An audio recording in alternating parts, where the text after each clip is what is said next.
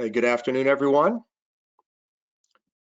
Welcome to the Regional Transportation Alliance Innovation Series event. We'll get started in just a few more moments while a few more folks come in.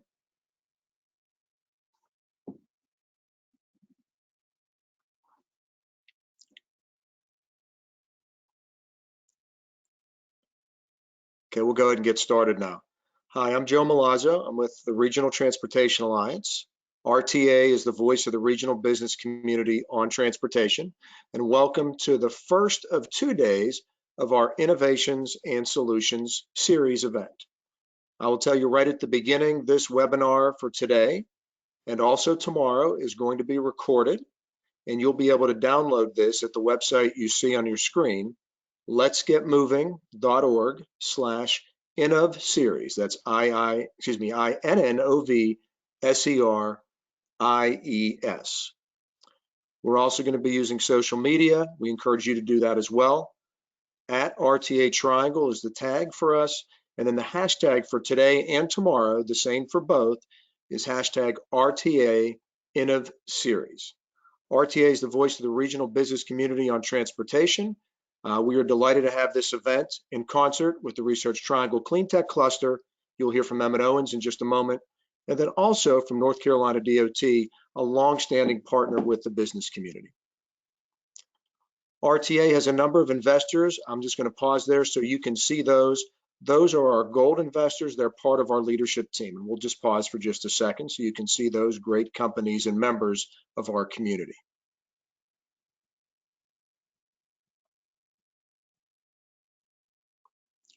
We also have a number of silver members. These are also members of the RTA leadership team. And again, I'll pause for just a few moments so you can see some of these wonderful companies and investors in the business community and in this region.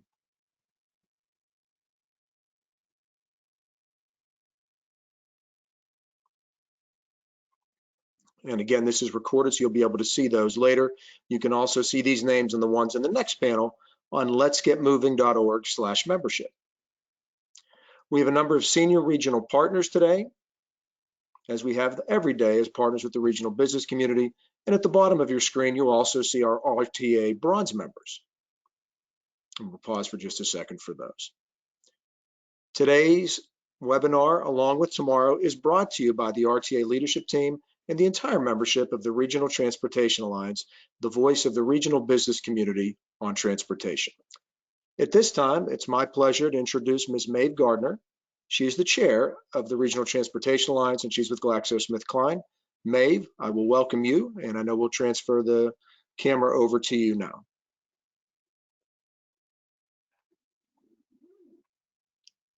Thank you, Joe. I want to thank everyone for attending today. And as Joe mentioned, I'm Maeve Gardner, and I am the 2020 chair of the Regional Transportation Alliance. RTA is the voice of the regional business community on transportation here in the Triangle, and our mission is very simple. RTA delivers business leadership to get our region moving. For nearly 2 decades, the organized regional business community has gained more impact in less time through RTA. Our regional leadership team consists of prominent, engaged companies in a variety of economic sectors in our market, including life sciences, technology, banking, utilities, engineering, financial services, and more, as well as our major research, universities, and transportation partners. Our members and professional staff work in concert with key partners including NCDOT, as well as other regional, state, and federal partners, many of which are participating in this webinar today as attendees or presenters. We're excited about this year's 2-day RTA Innovation and Solutions Series event. I will turn the program over to Emmett Owens with the Research Triangle Clean Tech Cluster for remarks from one of our event partners. Emmett? Well, thank you, Maeve, and thank you, Joe, and thank you to Natalie for the opportunity to be here with you this afternoon. I hope everyone participating in today's webinar is doing well. Is there an opportunity for me to share a few slides here? Sure.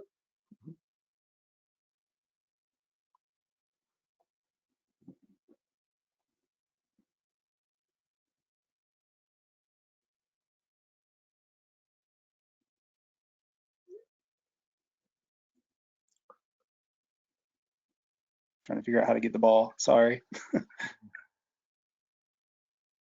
In Angle and North Carolina. Here we go.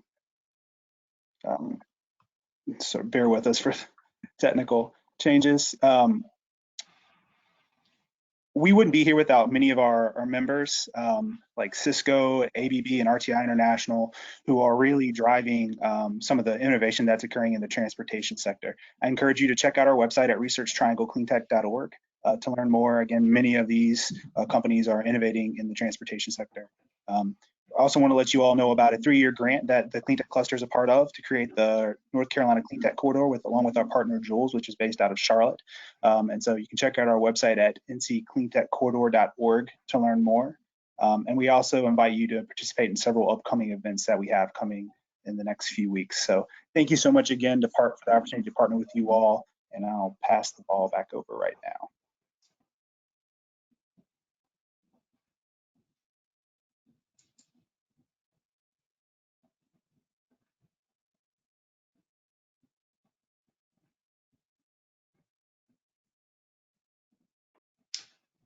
Hello, I'm Joe Hummer, NCDOT in the Mobility and Safety Division, and it's my pleasure to welcome you to this webinar on behalf of NCDOT. We treasure our partnership with RTA for many years now on many different issues. Today, you'll hear about a couple of those initiatives that we're moving along with RTA. In the past, very prominent has been our partnership on I-40 and issues there and moving that one along. So thank you for joining us. Thank you to RTA and all of its members for emphasizing transportation and keeping this region moving forward very well. I hope you enjoy today's program.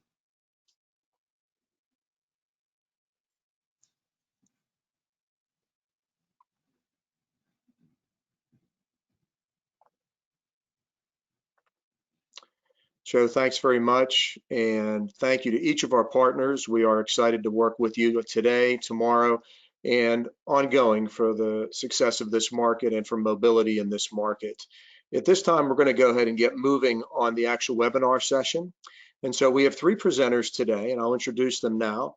And then my colleague, Natalie Ridout, will go through some of the specifics of it.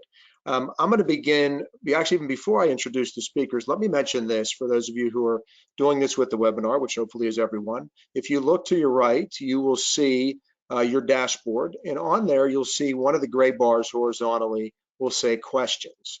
And if you click on that, there's a spot in there where you can begin to start asking questions of any of the 3 speakers.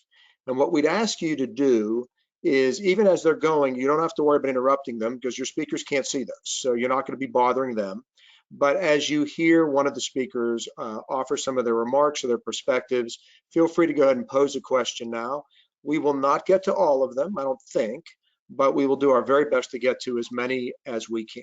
So plan ahead for that. In terms of the presentation sequence, we're going to begin with Ms. Taruna Tayo. She's the Mid-Atlantic Regional Applied Technology Manager at VHB. She's going to be talking about a study that they're working on in concert with RTA. Then we have Mr. Larry Sutherland. He's the National Technical Director of Highways with WSP. And then Dr. Hummer, who you've just heard from, the State Traffic Management Engineer, will talk about a couple initiatives they're working on. We certainly appreciate VHB and WSP as both major investors in RTA, and NCDOT is a wonderful partner. So at this time, I'll turn it over to my colleague, Natalie, who will walk us through the sequence with the program itself. Hi, good afternoon, everybody. Thanks so much for being with us. First up, we have Taruna with VHB. We are now going to change the presenter over to you, Taruna, so you will be able to activate your mic as well as your camera and share your screen.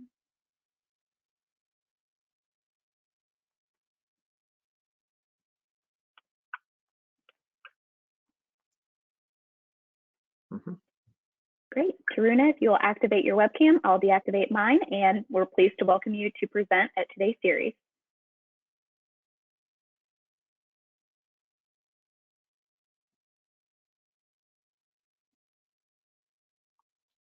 And we are ready when you are. Just activate your mic. Yeah, I was doing it and it kept saying I was muted by the organizer. Right. Can you all hear me now? Mhm. Okay, Yep. good. Thank you, Joe, and thank you, Natalie, and for this opportunity for presenting. Good afternoon, everybody. As Joe mentioned, I'm Taruna Tayal. I'm the Mid-Atlantic Regional Manager for BHP in Raleigh, and I'm going to be talking about the Regional Fast Network Study today. So what is this study? RTA in concert with NCDOT and Go Triangle has embarked on a freeway and street-based transit network study to connect the Triangle region with bus connections. And what the purpose of this study is to capitalize on the great work that has been done by the public agencies and the partners in the Triangle region, and complement the existing infrastructure that has already been in place, and leverage on the future opportunities that are available for the transit in the Triangle area to provide and improve accessibility and opportunities for the region. So in a nutshell, what this study will do is will be the champion to capitalize on the existing investment and future opportunities to provide a regional connection using bus service. The analysis for this study will be based on very in-depth technical analysis using big data sources such as HERE data, Streetlight, the local regional travel demand to understand the existing and future demand, and travel markets and corridors to generate the ideas for regional connection. But the findings and the outcome of the study will be communicated in a graphical manner and putting all the puzzle pieces together for the business community and general public. So this is more of a positioning and inspirational initiative, but based on a detailed technical analysis. So how are we going to achieve this, and what are we going to do in the study? The study is is two-phase study. The phase one is visualize, which is providing fast ideas for a smarter triangle. And we all know that various agencies are been doing work in the Triangle area, like Orange County and Durham County just recently started work on their transit plan. Wake County already has a transit plan and are in the process of updating the transit plan. And the Wake County transit plan includes BRT corridor on starting from the downtown Raleigh going in each direction. And the transit plan also includes a commuter rail, which Go Triangle is working on that initiative to connect Garner and Selma to Hillsborough to Mebane using a commuter rail. But our study will take all of these different studies and plans and connect them, and also based on the technical data analysis, will provide a regional bus connections on the freeways and arterials of the Triangle for a fast and super fast implementation that can be done in next 12 to 18 months. So we'll be taking examples and the great work that has been done on other plans and other studies and connecting it using a bus network on the freeways and arterials. So some of the recommendations that will be provided will be more of a branding. So to create interest and desirability to a broad audience and general public and business community, the branding for the recommendations will be provided, which will focus on a storytelling and story doing to set a benchmark for information design. So like a dedicated lane, it will have its own branding, or some of the recommendations could be signal priority and that have its own branding for the FAST study. And some of the other brandings that we'll be taking examples from other areas in the country or even North America. These are just some examples that we'll be looking into is the level boarding or red carpet dedicated lanes, or graphics on the bus shelters or printed material or t-shirt and collaterals to market and communicate this FAST study, or bus wrap. So the bus that will be implemented as part of this outcome of this study will have its own bus wrap. Could have it, not necessarily saying it will have it, but that's an option. So these are some examples that have been implemented in other parts of the country that we'll be looking into. And phase 2 of this study will be the belief phase, which will provide a playbook, a recommendations playbook, and an infrastructure improvement along with an implementation plan. So, and one of the samples of the toolkits that will be provided in the playbook is what you are seeing on the screen, which different recommendations on the infrastructure improvements and the different metrics on which each of those recommendations could be evaluated, and the scores like implementation speed for bus and shoulder system, and but traffic signal priority is much faster to implement than adding express lane or direct connect lanes, but then also evaluated on the cost, and then providing what roadway can these be implemented, whether it could be a freeway or an arterial, and what is the benefit that you'll get from each of these infrastructure implementation, like whether it improves the speed or the reliability of travel, or it provides access, improving customer experience. So the phase 2 findings will have this toolkit.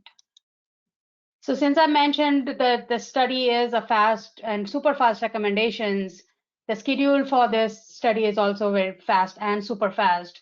So we are just now getting started on the study, but we'll complete the study in 5 months by September, with the various touch points in between with the advisory team to show them our findings, our analysis, and the draft report, and get their inputs. And there'll be public commenting period for both the visualize and the believe phase. And we'll also be presenting at various RTA events, starting with today, the Innovations Forum, and then the leadership meeting, and final recommendations for both the phases at the breakfast in July.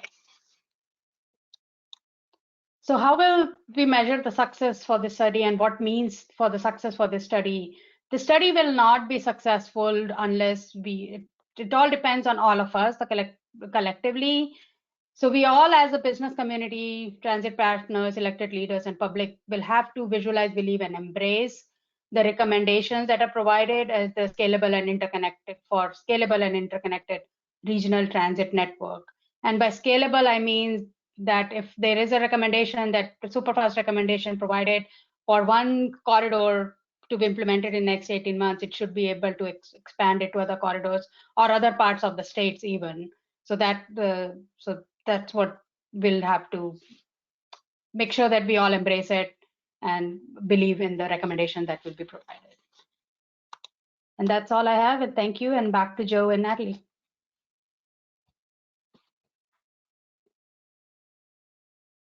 Thank you, Taruna. That was excellent.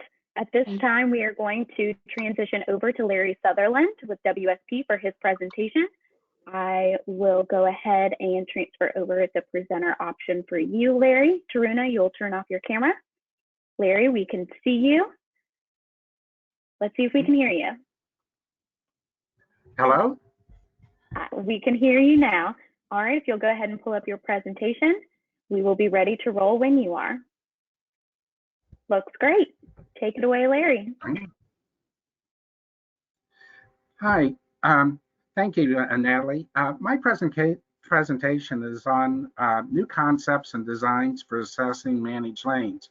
And while we started out doing this for managed lanes, I think the concept's transferable to BRT lanes, and also if you had exclusive truck lanes. So kind of piggybacking on Taruna's talk just a second ago. I've added this slide. This is I-495 in Maryland. As you know, 495 is the beltway around Washington, D.C., and it's where I-270, another interstate, is coming in. And I just wanted to give you an idea. Everyone's familiar with gridlock, but I just wanted to show you this. Usually when you reach this point, or even prior to this point, is where you might think about adding managed lanes. The problem with the current design of managed lanes, I'd like to point out here, in the median, you see where the 3 buses are, it has a single managed lane. And I just grabbed this off the internet.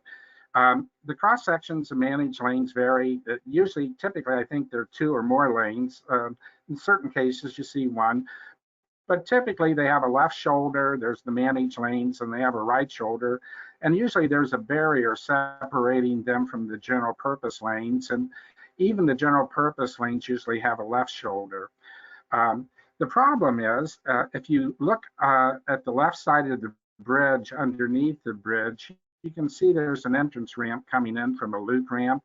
And as you look closer, you can see there's a second entrance ramp, kind of a diamond type interchange ramp coming in. And traffic from both of these ramps who want to be destined for the managed lanes have to go right through the 3 directional lanes of I-495 to get there. And based on what we're taught in college, that we should have right-hand entrances and exits, the managed lanes have to go in the median. They couldn't be the rightmost lane where you would have traffic coming in, crossing them to get to the general purpose lanes, or traffic crossing them to get off to go to their exit. So these weaves is what I want to focus on, where you have to go through the general purpose lanes to get to the managed lanes. And I want to show you the significant effect it has on both operations and safety. So to do this, I created in my mind, or for you, a 3-lane directional freeway, 3 directional lanes in each direction. It's a fictitious freeway. And I wanted to find out how much traffic can you send down the general purpose lanes, the throughput or the capacity, if there were no weaves, merges, or diverges. So what I did first, I said, I'm going to look at 4 different weaving distances. And you can see in the left column, I have 1,500 feet, 2,400 feet, 3,600, and 4,500 feet. And for each of those, I have weaving volumes of 100, 200, 300, and 400. So to find out the ultimate capacity of this 3-lane directional freeway, I used the weaving portion of the HCS. And if you put in zeros for everything except the throughput going down and you run it, you'll get 2,300 passenger cars per hour per lane. And since we have 3 lanes, it's 6,900 passenger cars as our capacity. So then I wanted to go back and see, well, what effect does different weaving volumes have on this? So I put in zeros for everything except, and we'll consider the top line the 100 weaving volume. And I put in the 100 as the weaving volume, and it's a type C going from the right side of the freeway to the left side of the freeway. And I just started adding through vehicles that would cut through the weaving, the throughput of the general purpose lanes. And you can see in the 4th column, when the VC ratio reached 1, I was at 5448 as the throughput going through. And if you look at the 5th column, you can see I lost 1,452 vehicles. And for me, I gotta move this thing, it's in my way. Whoops. I believe, I can't read the percentage loss on mine. It's something that's blocking this. Anyway, you can look at it. I apologize for that. But if you go down and you look at the weaving volume of 400 at 1,500 feet weaving, I believe it's 47.7% from memory. And that would be the worst condition you would get. I'm sorry, it's not 47, it's 25%, excuse me. And if you go down, you'll have the best case or the least effect with 100 vehicles for the 4,500 weave, where it's 10.8%. So if you look, let's consider the 400 weaving volume for 1,500 foot weaving disc. This is the worst. If it's 25%, that's just vehicles going from the right side of the roadway over to the managed lanes. at some point they have to get out of the managed lanes and come back across the freeway. And if it happens simultaneously with vehicles going over, it's double that. You're losing 50% of the capacity of the freeway. And this, I've shown this to the Minnesota, Virginia, Florida, and North Carolina DOT. And I asked them, what does it cost you to build 1 lane mile of freeway? And I hadn't told them to consider that before, so it took a little talking among friends there. But somehow I think all of them have coalesced somewhere around $20 million a lane mile. And so if I'm losing 1/4 of my capacity going over, that's 3/4 of a lane. And at $20 million for a lane, that's $15 million. And if you go back and they crisscross the moves going over and the moves coming back, that's $30 million. And if you have, let's say, 10 of these in a row in a metropolitan area, closely spaced interchanges, you're up to 300 million. And then in the other peak hour, if this is a PM peak hour, let's say, in the AM, on the other side of the freeway, you have the same thing happening. So we're starting to talk big dollars, and these are the dollars motorists paid at the pump for their gas tax, with the expectation they would be using them to actually drive in.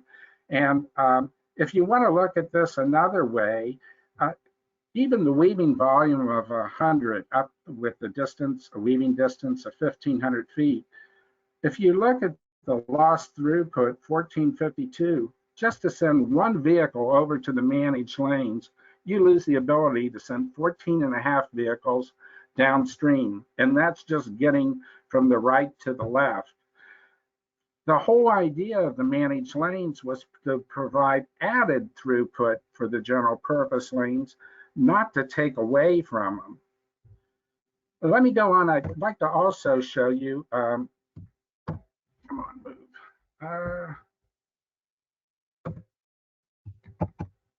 Seem to be locked up. Here we go, good. I did the same that I did for the operational part. I did the same for safety using the highway safety manual.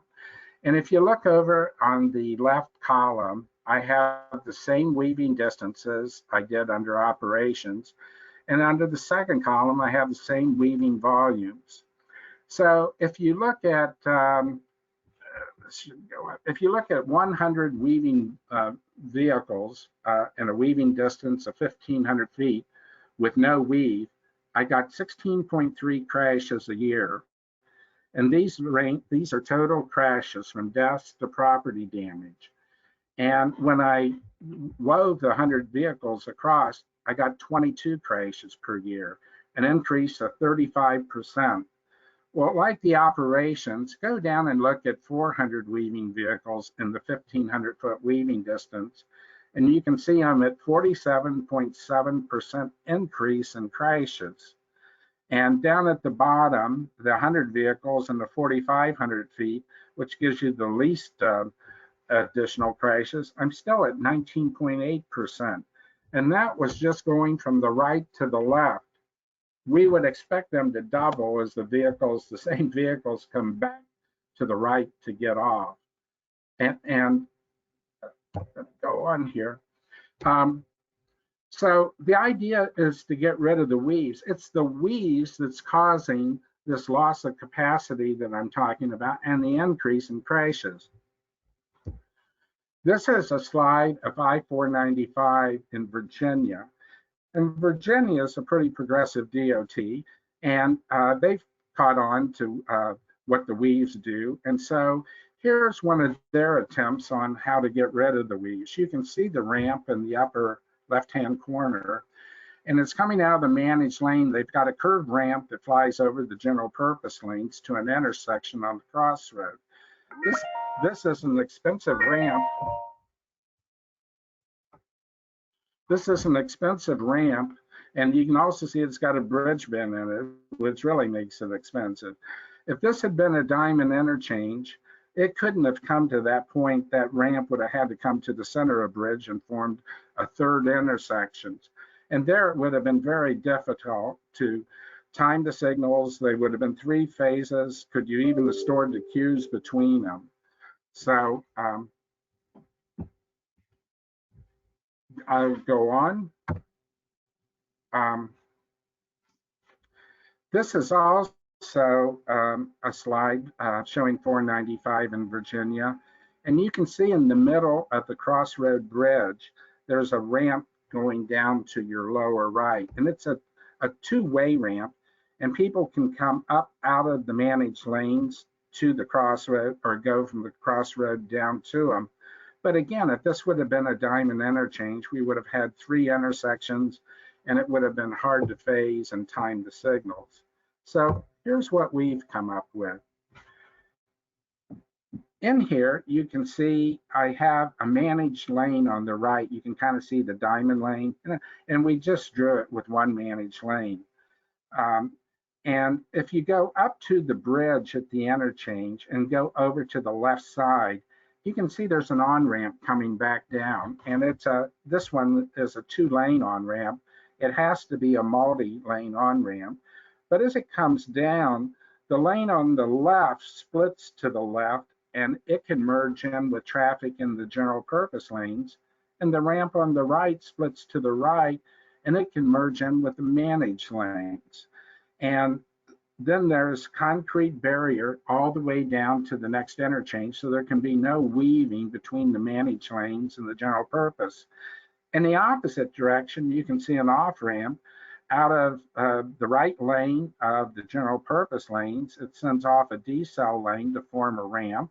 And the same way out of the managed lane on the left, it sends out a decel lane, and they form a 2-lane off-ramp that goes up to the intersection at the crossroad. You have to make this ramp long enough so that people who are entering on the right can weave across to the left lane of the ramp so they make a left turn at the intersection, and vice versa for right turns getting out of the general purpose lane to make a right turn at the intersection.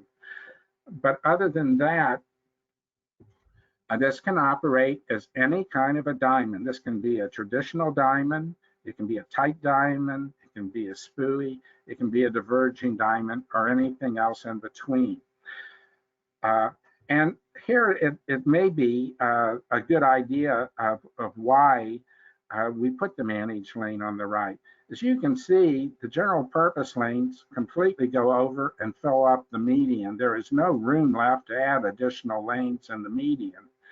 But if you're going to have managed lanes, as I mentioned before, past thinking has us, we have to put them on the right so we don't get cars on entrance ramps and exits ramps cutting across managed lanes if they were on the right. And so if we have to put managed lanes on the right where the general purpose lanes are, we have to tear out the general purpose lanes to put in the managed lanes, and then come back and rebuild those general purpose lanes on the extreme right. So we still have the same number of lanes in the original general purpose lanes, and now we have a true addition of the lanes from the managed. That's an expensive option. What we're showing here, you can build the ramp and set up the interchange, and all the traffic can run in the existing lanes, assuming they all meet current standards. And you can maintain traffic there, and you can build then the managed lane that we're showing on the right out of traffic.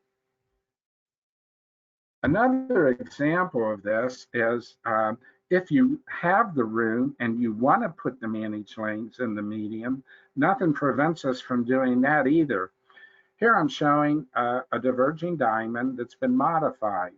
And in the median are the managed lanes, and in both directions there's an on-ramp and an off-ramp to the managed lanes, and also to the other lanes. So, for example, if I can do this without my mouse. There we go. If through traffic's coming back this way, the left turns from the ramps are going the other way on the diverging diamond. And here, the left turn here can go to the outside lane from the general purpose ramp. And from the managed lane ramp, it can go to the inside in the same phase and just come on out. Traffic that needs to go through the through movements, like here, if you're going to get onto a ramp, you can come up and get on the managed lane ramp, or if you want to be in the general purpose lanes, bypass it and go on up to the general purpose lane ramp. And this will operate as any two-phase diverging diamond, and it will accommodate managed lanes and general purpose lanes, but it does them separately. The other way was to use a common ramp for both managed lanes and general purpose lanes, but either one gets rid of the weaves. If you have where you're weaving across the freeway to get to the managed lanes, and you do this, or what I showed you before with the common ramp, you're going to gain back all that capacity you lost and all the crashes you gained because you got rid of the weaves. It may be a cheap way to gain capacity. And that's it. Thank you.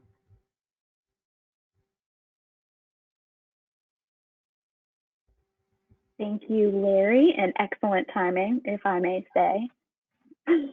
At this time, we will move the presentation over to Dr. Joe Hummer. Welcome back, Joe. We will change the presenter mode over, and we can see you, and we can see your screen, and take it away as soon as you're ready. Fantastic, Natalie. Thank you. And once again, thanks to everyone for joining this. Find a way to move or shrink this. There it goes. Okay. And my presentation today is actually going to be a hodgepodge of 3 different things. Be 2 updates, things you've heard before from RTA events, the dynamic left turn intersection and the SAFED charts, and then 1 new kind of musing about intersections, some thoughts on reverse RCIs, and maybe an option to improve those as we start to build more of those around North Carolina and maybe other states. So 3 different things for me. Let me move on quickly to talk about the dynamic left turn intersection. So the problem we're trying— If I may interrupt you for just 1 moment, if you'll hit Control L, we can see your presentation a bit larger. There you go. Yep. Perfect. Thank you, Natalie. How's that? Excellent. Good. Appreciate that. So the problem we're trying to solve with the dynamic left turn intersection is this one, where we've got a dual left turn lane and relatively low demands. And if we cannot, and usually we cannot, operate this intersection with protected permitted phasing, that the dual left turn lane is going to need to have protected only phasing, essentially taking green time away from all the other movements, adding delay to everybody else at the intersection. It's a dilemma to remedy this situation. What we came up with, and actually credit to Joe Milazzo for staying on this until he found a solution, was the dynamic left turn intersection. The idea was the left side of this slide shows you the peak time operation, where we operate the left turn lanes as dual left turn lanes. But the off-peak operation on the right, a red X signal comes up over the rightmost of the left turn lanes, closing that lane. All the left turning vehicles should be in the leftmost of the left turn lanes, and then we can operate that single lane with the flashing yellow arrow signal in a protected permitted format, redistributing that green time around the rest of the intersection, saving delay to all the other movements at the intersection. So this slide kind of providing more detail to what I just described. The lane control signs and signals should be familiar to most motorists around Raleigh area. We've got some near the arena, and they are clearly in the MUTCD allowed official devices. So it sounds like a good idea. And we do have some of those dual left turn lane situations around Raleigh area and around the state. So we went looking for places where we might try this new operation. To look for those kind of places, you see on this slide the site selection criteria: Goldilocks demand, medium-sized demand, enough to matter, but not too much, so that we need to operate as dual left turn lanes most of the day. We like lots of sight distance, so the permitted operation makes sense. And even if there's violators in the second left turn lane, that's not too serious of a situation. And we need the software and the hardware, for that matter, for the signal operation to be able to handle the new DLTI. We found such a place in Cary. Here's a picture of that location. This is Tryon Road at Cary Parkway, sort of the east side of Cary, and we're looking at the eastbound dual left turn lane on Tryon Road that met all of these conditions, and all of the stakeholders were amenable to giving DLT a try at this place. Before we turned it on, we ran some numbers to try to get an estimate of how beneficial this operation might be. Here's some of the numbers we plugged into basically a series of synchro models. And the bottom line there, you can see on this slide, was a delay savings estimated of over 2,000 vehicle hours per year, costing out at roughly $27,000 per year, compared to an installation cost of $33,000. So, payback period of just over 1 year. The investment looks well worth it at this place and at other intersections that would have similar kinds of situations. So we did it. Kudos to many different people and institutions that helped get this in place. You can see in the photo, the red X lit up at the time that I was out there taking this photo. It's 1 p.m. or so. We turned it on in mid-February and have been operating it basically 20 hours per day up until the virus hit, of course. And now it's at a 24 hours a day operation because the traffic demands are lower. Accompanying PR campaign out with website, of course, yours truly out in some news media, press releases, and really, many ways to try to reach the public and the stakeholders, and especially the drivers, with educational message there of what to do when you see a red X over your favorite left turn lane. A changeable message sign upstream of the approach to the dual left turn lane to get the message across. What does the red X mean?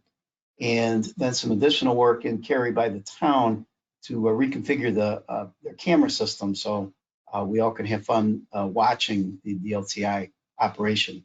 Really appreciate that work that they did. So far, it's worked pretty well. There has been some negative public reaction. I've caught my fair share of negative comments, and others have as well at the town, at the NCDOT, but not too bad, not too many.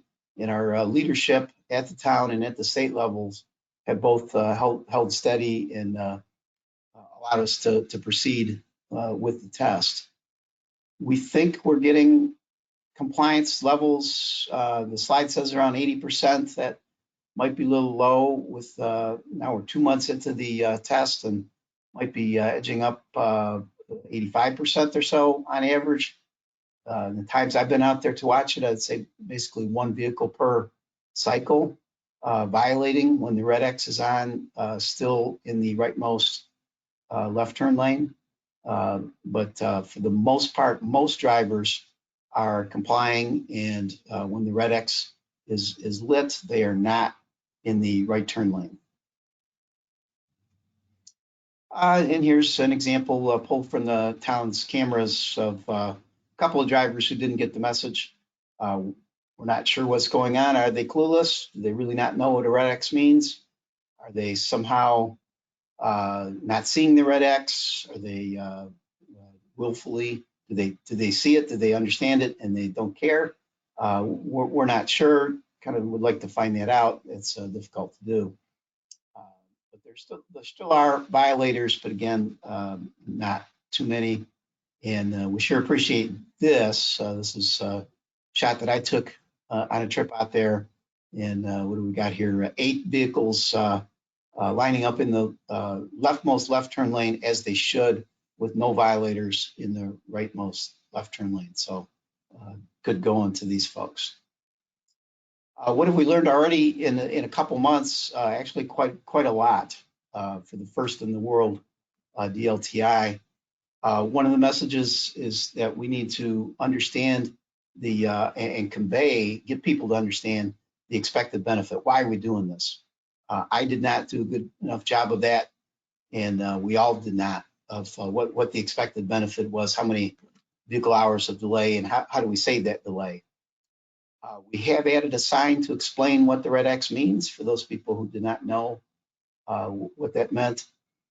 There is a concern about what happens when there's a heavy demand after folks have made the left turn, that there's a traffic generator on the right side of the Y line. Yeah, okay, that's interesting, and we have learned that. That'll be something to watch out for in future installations. We've learned about a concern about trucks that get trapped in the left lane by violators in the right lane. And then a kind of a philosophical question that we didn't ponder too much before, but we should have, and we should now, is what's good enough? There's no perfect traffic control device out there anywhere in the world. No device gets 100% compliance. Right now, if we're at 85% with the red X at the DLTI, is that good enough? What should we shoot for?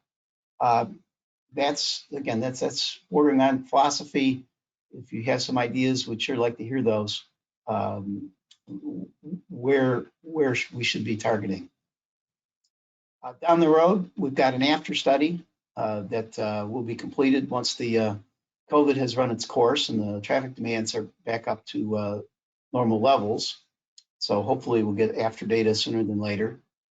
We have identified a potential second site in Clayton, and when the money is flowing again, maybe we can get an installation there. And if the Cary site and the Clayton site go well and we get good after results, then we'll be looking for other sites and then to publicize this innovation, and hopefully other states will pick it up. It's not a very expensive innovation, so spot mobility funds or other ways to get those things funded look like they could work. And then this is just a toe in the water, I think, for other time of day innovations, especially as we move into an era of automated vehicles where we don't have to worry about driver compliance as much. The machines will comply. That we could, as traffic engineers, as a profession, we could probably look to all kinds of similar innovations as the years go by. So we're clearly heading that way, I think. So thank yous, many thank yous all around. It really was Joe Milazzo innovation and really the inspiration and the push behind this. So thank you to Joe and to RTA. NCDOT management has been terrific, supporting innovation and sticking with us through some negative comments. We appreciate their support. The town of Cary has been terrific. Division 5 in Cary and then Division 4 over in Clayton as well have been on board fully with this and really appreciate that. And then many other professionals, companies and agencies have pitched in as well. So a lot of thanks all around. I'm the mouthpiece for this, I guess, but many people have their hand in it, and looks like it's working, and we appreciate that. Second thing I've got on my mind today is SafeVid. And again, this is an update. I think I presented this in an RTA function maybe a year and a half ago, late in 2018. So I'm back with it. The idea is when we're selecting an intersection design, and I show you here a picture of one of my least favorite places in Greensboro, actually, a tough place. Lots of options, too much traffic demand, lots of really difficult constraints around this spot.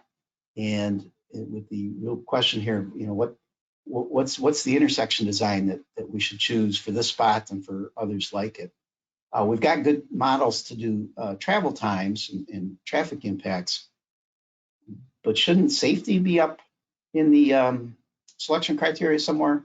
Shouldn't safety, in fact, our website says safety is first at NCDOT and most other agencies. Shouldn't we be making a selection of a treatment that's such an intersection based on safety first? So that was the idea behind SAFID. It relies on CMFs, crash modification factors, and luckily or happily, our federal government has spent hundreds of millions of dollars over the past couple of decades studying safety, collecting CMFs, and then storing them in a terrific website maintained at University of North Carolina. We should use these data. They're out there for us when we go to make a intersection design selection at that site in Greensboro or wherever else. We should take advantage of this terrific resource that we've got, the CMFs. So here's a compilation of some of the CMFs that are out there at our disposal, converting from two-way stop or converting from conventional signal. And if you total them up, and this is just a partial list, we really have a pretty impressive list of CMFs for intersections. And at this point, maybe I could make an exception that I'd like a CMF for quadrant roadway intersection and for offset intersection, but otherwise, I think we got a pretty full set. We know the safety impacts of a lot of intersection designs these days. So let's put those to use. And that's what I attempted to do in these so-called SAFID charts. SAFID stands for the safest feasible intersection design. And what I was trying to do was put together in a simple one-stop chart for planners and designers early in a project stage to know what the safest design really is in their niche. So on the left side, the major street, how many through lanes and what's the vehicles per day AADT. And then across the top on the minor street, how many lanes and what's the AADT. And the cells show you what the literature shows is the safest of the feasible designs for that combination. This chart is for all crashes, total crashes. And if you look at this for a moment, you can see the chart. Middle of the chart is really dominated by RCIs, reduced conflict intersections, used to be called super streets. But those are the safest designs. All-way stops at the top, one-lane roundabouts in the next shelf, and then the RCIs take over for really most of the chart. Median U-turns fill out the very largest intersections. If you're looking for the safest design, that's the one according to the current literature. Second chart I put together, and this is really the new news for today that I didn't have in 2018. And that's a chart based on injury crashes. Pretty much the same story, except in the a swath through the middle of the chart where two-lane roundabouts start to take over. Two-lane roundabouts don't do very well, relatively speaking, for all crashes, but they do a good job reducing injury crashes, and they really take over for the signalized RCI through the middle of the injury chart. So it depends on what type of crashes you're interested in. Go to that chart and you can get an idea of what the literature tells you is the safest design. Two-way stop control is never the safest design, and a conventional signal is only the safest design in a tiny little sliver of the chart. So the literature tells us almost always there's something safer out there than a conventional design. And then a note here about a couple other designs that don't show up on the chart: jug handles, continuous green T's. Jug handles, because they're really not feasible, they miss out on the F part of the acronym, and continuous green T's because they do not do well from a safety point of view. So that's the reason that those two in particular are not showing up. There's lots of reasons not to choose the SAFED, the one that appears in the chart. One of the reasons is that the CMF, if you dig into the CMF, look at the, back to the website, maintain at UNC, and look at the research, you could see that, there's limitations, there's scope of the research, and model just doesn't apply to your situation. Fantastic. But be careful with that argument, because you could say the same thing about any model of any phenomenon. Every model is limited. So don't take that argument too far. Operations, of course, it could be that conventional intersection minimizes delay somehow, or some other design minimizes delay. Fantastic. Right-of-way impacts costs, cost and other impacts certainly affect decisions. And pedestrian and bicycles, another important layer when choosing an intersection design. I've got a note on here that reminds everybody that NCHRP report 7-25 will be coming soon to help us evaluate pedestrian and bicycle impacts at intersections. Look forward to that. Bigger point here is there's lots of reasons not to choose the safest design for any particular spot, but the burden should be on why we're not selecting the safest design instead of automatically going default to a design that's not the safest. So the conclusion for this part of my presentation on the SAFED charts is they're now out there for all crashes as well as injury crashes. In my opinion, this is just Joe talking, not NCDOT, but in my opinion, the SAFED should be the default choice at any project site. Why would we start with a design that is not the safest? The burden of proof should be on those advocating for something less than the safest design.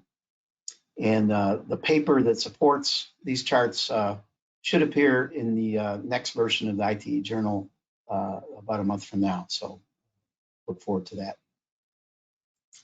Final thing I've got for you here in the last few minutes is a few notes about reverse RCIs. So on the left side, you see a typical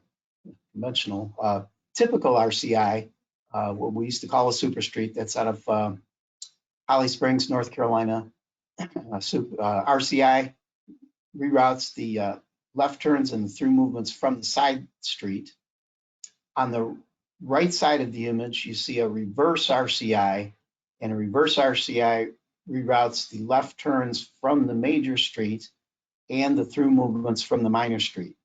A reverse RCI allows directly the left turns coming out from the side street. We've been using reverse RCIs, some in North Carolina, and there's plans for more out there. At this point, I think there's 4 or 5 that the ribbon has been cut and they're in place, as opposed to 150 or so RCIs. My contention is when you go to design a reverse RCI, that you're giving up a lot of things, that you're paying the price in terms of still redirecting 4 movements like you did it with regular RCI, but you pay an additional price by having a full signal rather than a half signal. In other words, much more difficult to establish progression up and down the main street. You need 3 signal phases instead of 2, so that signal's going to need a longer cycle. We do not know the safety impacts of the reverse RCI yet. Maybe they'll be fine, we'll see, but at this point they're unknown. You're paying the same price as far as the dollar amount and the impacts as a regular RCI, and your pedestrians are worse off as well. So paying the same cost, having the same impacts, and getting a lot worse operation and pedestrian and unknown safety benefit, this is a tough compromise when you go to choose a reverse RCI.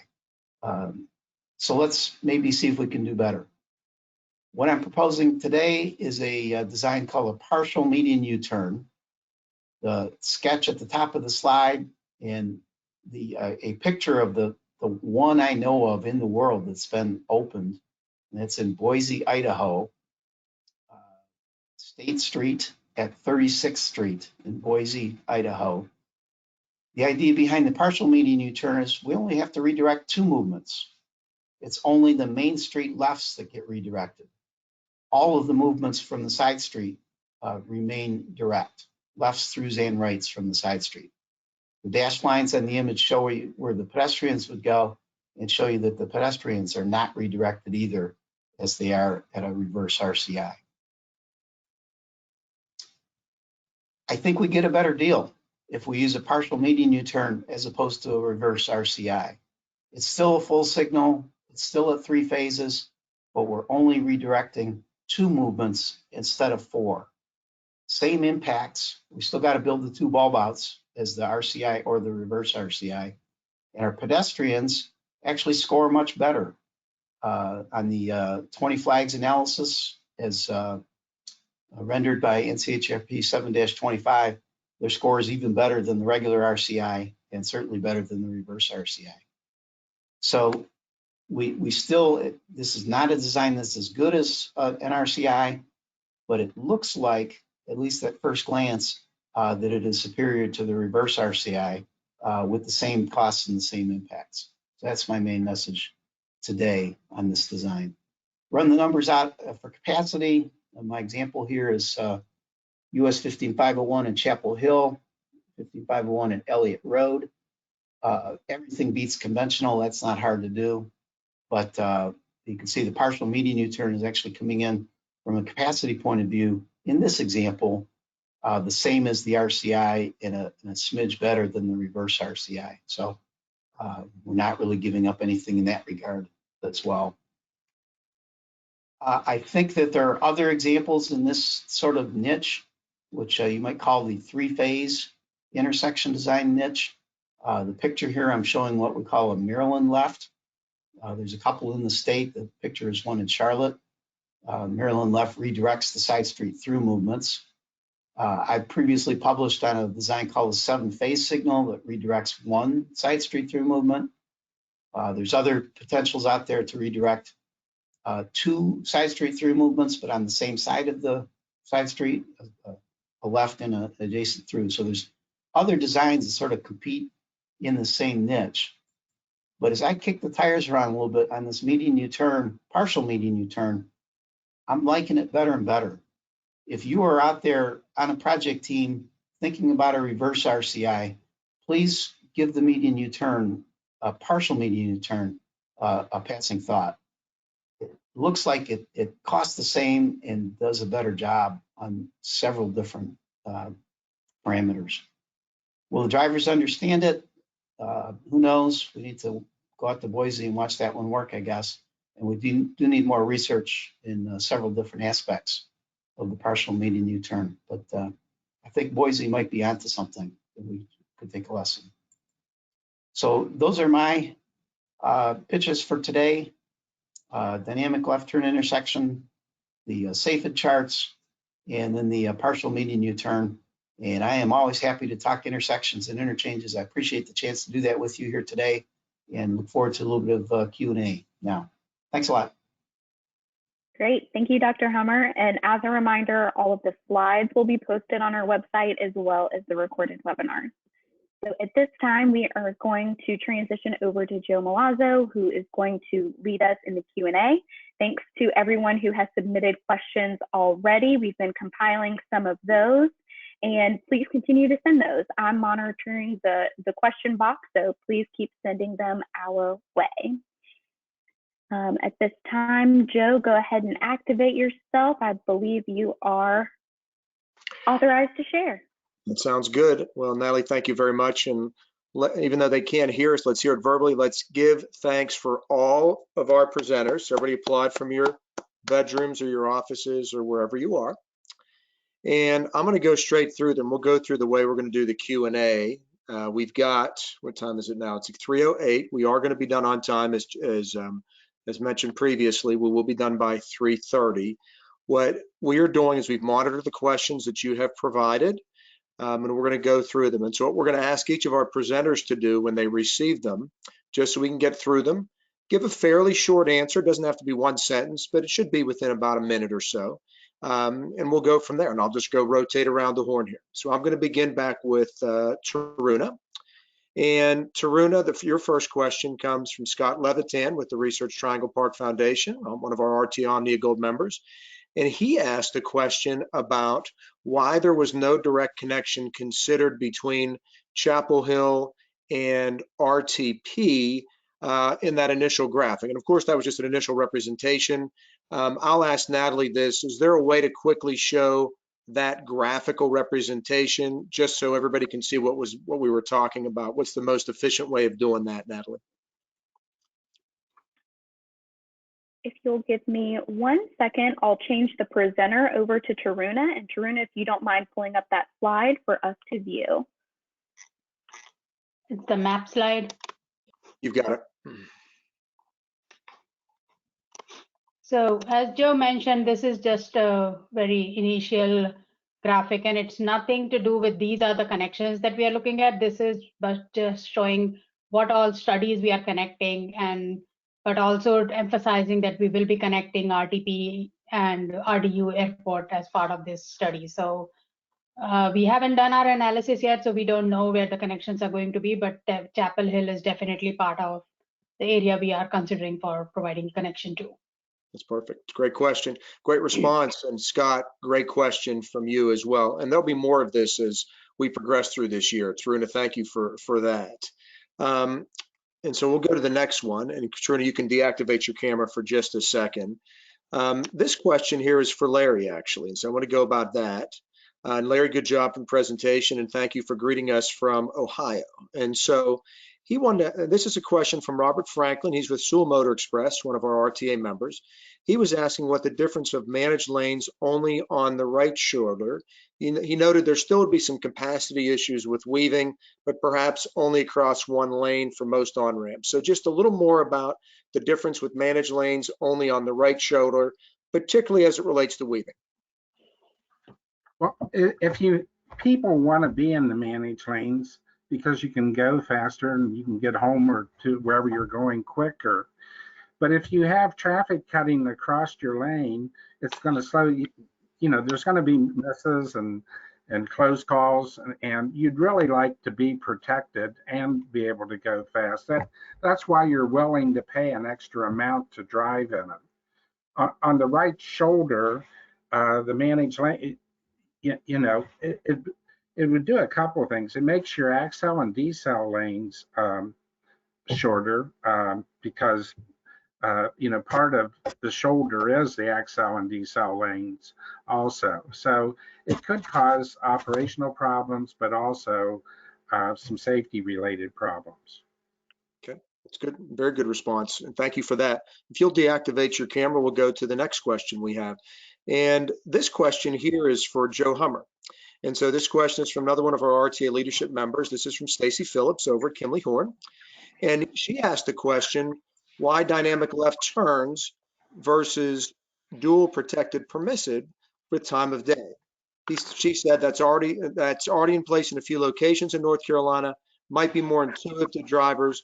What was the thinking behind dynamic left turn intersection versus just dual protected permissive? And for those who are not familiar with that, those are the locations where both left turn lanes are available for blinking arrow use. You see that on I-40 at the Harrison Avenue on-ramp. There's another one over at Evans and Weston Parkway. So Joe, your thoughts on that? Yeah, good. And thanks, Stacy, for that question. It really comes down to the sight distance available for the rightmost of the left turn lanes. In some places that the sight for that left turning driver would be blocked by something in the median, trees or something, or by a vehicle queued up in the opposing left turn lane. And besides sight distance, there's the fact that that left turning vehicle would have a longer distance to traverse to finish that left turn, and therefore be sort of exposed in the middle of the intersection longer and probably have a higher crash risk because of that. So longer exposure and the more difficult sight distance issue means that putting people in one left turn lane, and then after all, why not in a lower demand time if the one lane can handle them efficiently, then let's do that. We get really the best of all worlds if we're able to convince everybody to be in the left lane. That's good. Joe, it's a good response, and thank you for that. And again, Stacy, thank you for the question. Very good. And clearly, if both left turn lanes are available, then that's exactly what you would do. You would still do the dual left protected permitted.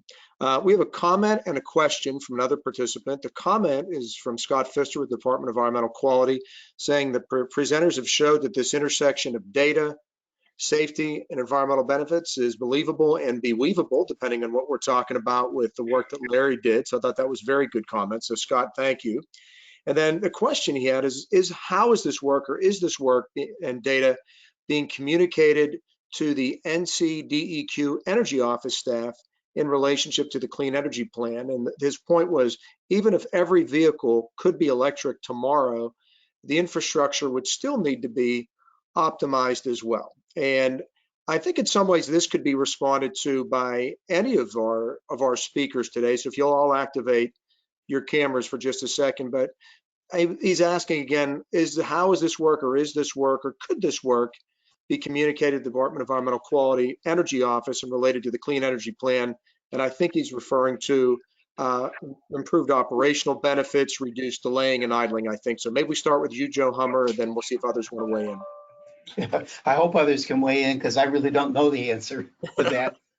I got to confess, I do not have DEQ on my regular list of correspondence. Probably would love to, but that's not a line of communication that I usually do or have done. Don't know. It's an opportunity then, potential opportunity for some of the governor's initiatives as well. So that's very good. Yep. Any other thoughts from Taruna or from Larry on that question about the alignment with the energy plan? And it's fine if you don't. No, I'm good. Thanks, Joe. Sure, no problem. Taruna, I'm going to ask another question, though, of you. So we'll go directly back to you on this one. This is a general question from a couple folks. Is the FAST network an extension of the 5 bus rapid transit corridors that are being proposed? And just for familiarity, the 4 BRT corridors in Wake County are serving Cary, Garner, and Raleigh, and there's another one in Chapel Hill.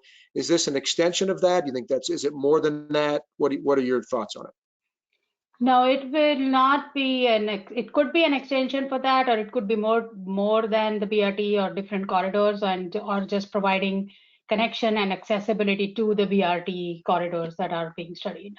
That's good. Yeah, so it's a both and. That's exactly right. And for those who are interested in more information about the study that VHB is leading for the business community on this, and Stantec is helping out with, along with Catalyst, you can go to letsgetmoving.org/FAST study, and you can see that right on there. So good information for that. Question for Larry. So Larry, if you'll activate your camera, and then Tarun, if you'll deactivate yours for a second. The idea of the managed lanes on the outside is very innovative, of course, and a lot of benefits as you described. Does this option effectively preclude any future expansion of the freeway? Does it make it more challenging? What are some initial considerations an agency might think of, or a planning group, if they were considering this innovative option? Well, if you put the managed lanes on the outside, you've pretty well got the general purpose lanes hemmed in. I mean, with I assume there might be concrete barrier in the median, right, and there would be barrier separating the general purpose from the managed. But it seems to me that once you've made the decision to build managed lanes, I mean, you could have just built another general purpose lane or 2 more general purpose lanes, and they carry more traffic than what the managed lanes do, because we got to hold volumes down the managed lanes, to keep the speeds up. It seems like you may have already decided that you're going to continue on with managed lanes, and they could just go to the right of the ones you put in on the right. Yeah, that's good. That's a good observation. So a lot of it's based on the policy you've made in the decision process to get to managed lanes to begin with. Yeah. Right. Yeah, that's very good. Let me go back to Joe Hummer, Dr. Hummer. So if you'll deactivate your camera, Larry, and Joe, if you'll put yours back on. Question for you. There's actually there's a couple here. There's one is an observation, actually. One is Matt Springer has mentioned, he has noted correctly that the Clayton site has been striped, just no signal work has been done. I think we've just acknowledged that that's the case. And then a question, this is from Jerry Jensen from our colleagues at the town of Cary, also a leadership team member of RTA.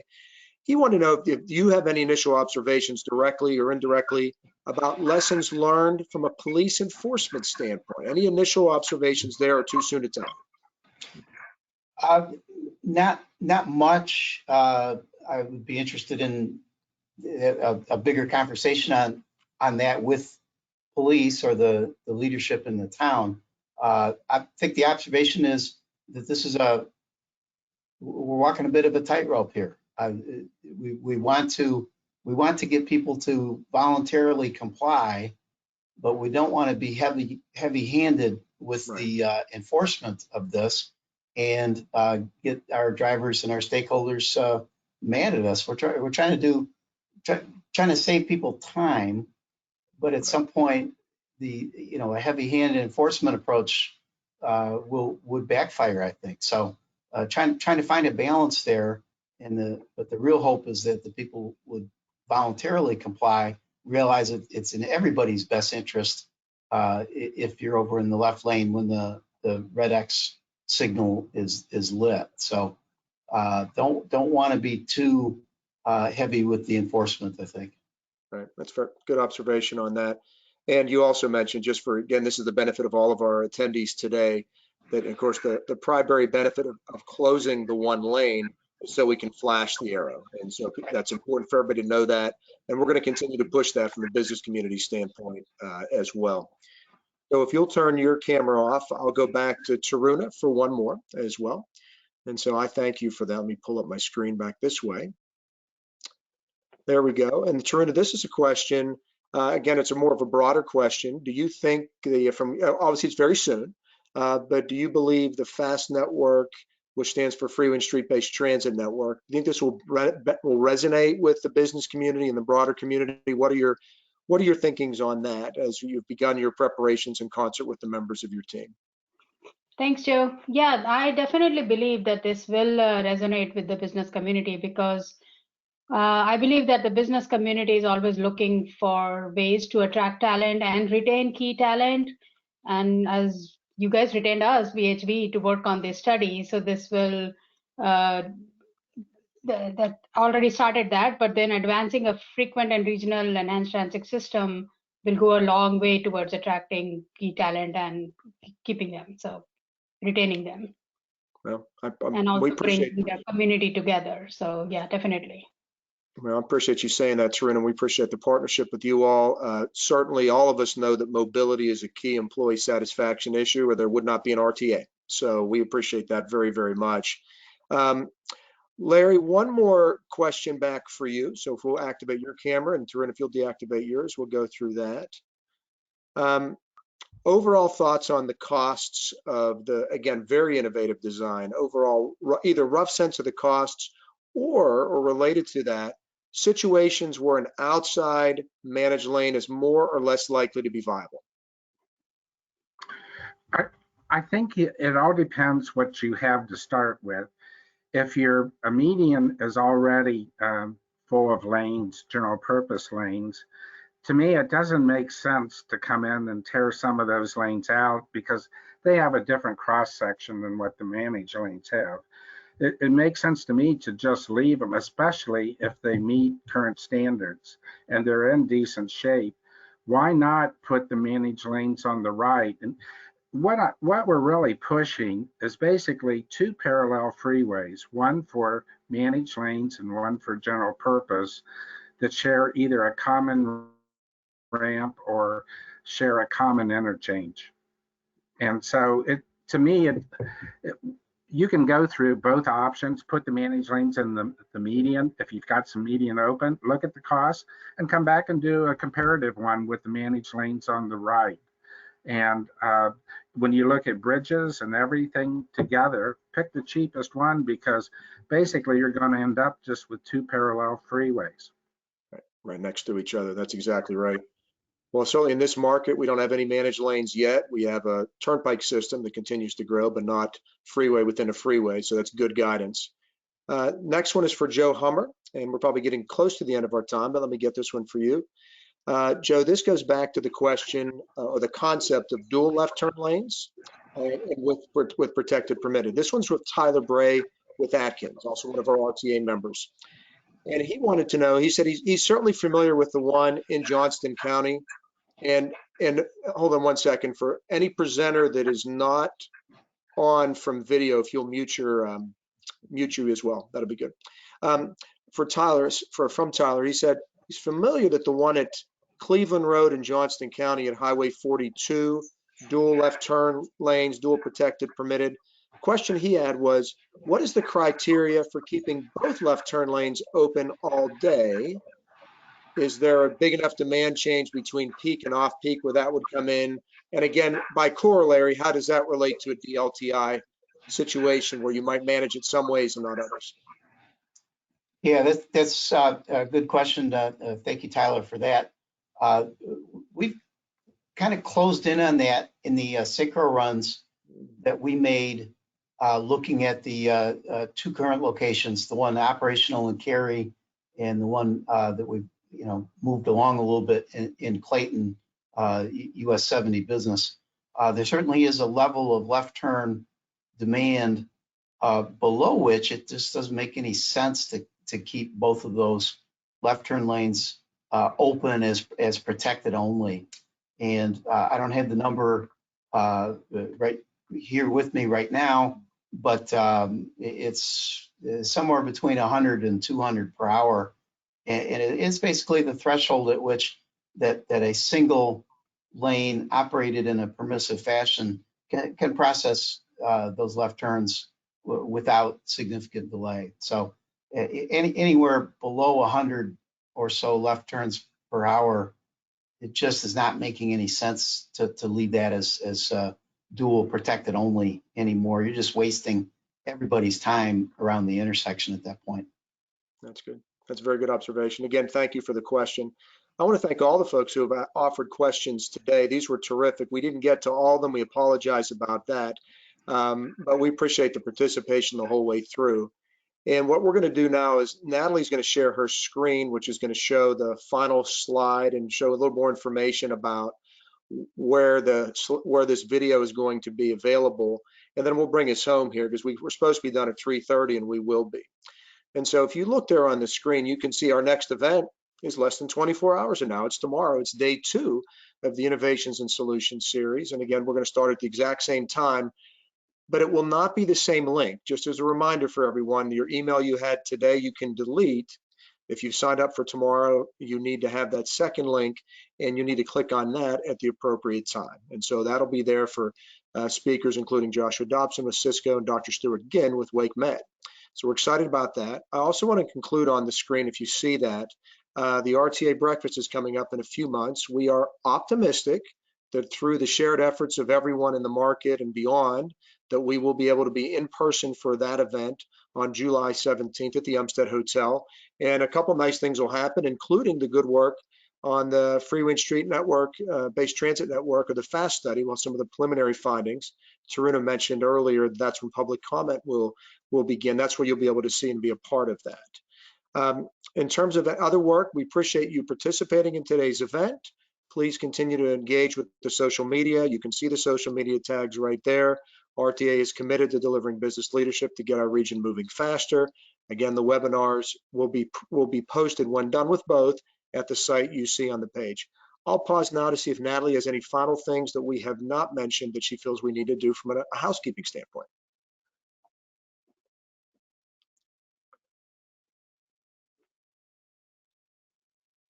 I think that sounds good.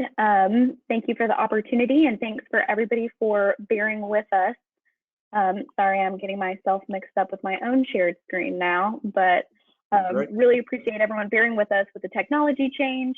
Hope everyone got on okay. And if you've not yet received your link for tomorrow, you can go to our webpage and find that link directly. You can re-register if you need to, but otherwise check your spam or your junk folders. It should be in there. You should have received it directly. Sounds good. Well, thanks again to all of our presenters. Let's give a round of applause one more time for Dr. Hummer and for Tarun and for Larry. So let's do that together. And as always, be safe and let's get moving. Thank you very much.